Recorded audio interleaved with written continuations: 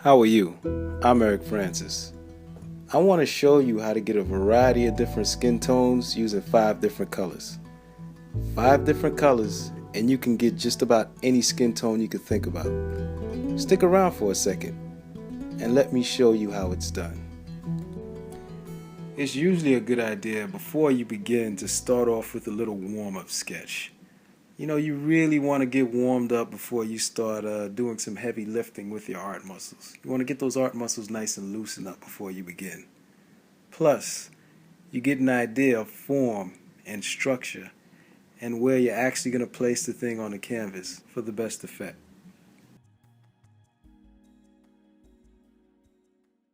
We begin by making a drawing directly on the canvas. We follow that up by outlining the drawing in umber. You have to dilute the umber with a lot of water. Get it real watercolor-like. When you do that, you know you're ready to start painting. We use that same mixture of umber to wash in the darker areas of the face and the hair. That includes the eyebrows, the eyes, and the cheekbone. Maybe a little bit around the nose and the mouth even. The next step is to dilute the umber even more and wash over the rest of the skin tones. It's time to start mixing the paint. I use this particular formula because we're painting the Asian woman and she has very light skin. So I add 1 part umber, 1 part sienna, 2 parts Naples yellow, and 2 parts titanium white.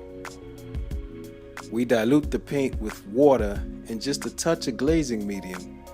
It helps keep the paint wet for a longer amount of time.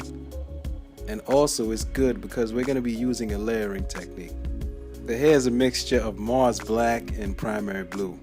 I know I said 5 colors, I just threw that in for extra. It's not necessary if you don't want to use it. We're going to create a color chart.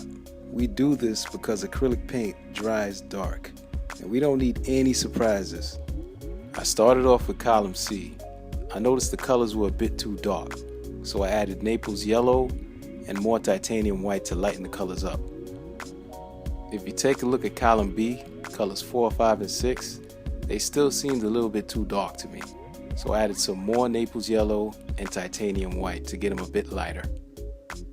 Column A is right where we want to be, so we're ready to begin painting. I knew the colors were right because they matched, or they were close enough matched to the reference photo. What we're going to have to do is we're going to look at our reference photo and pull 5 different colors out. So we go from darkest color to lightest color. The darkest colors are around the cheekbones. The lightest are the highlights in the forehead, nose, chin, and cheeks. I use a number 5 round brush or smaller round brushes to paint in the details of the face. At this stage in the painting, we're layering the colors one at a time till we get them opaque enough to blend. Believe it or not, the trick to blending is not blending too much.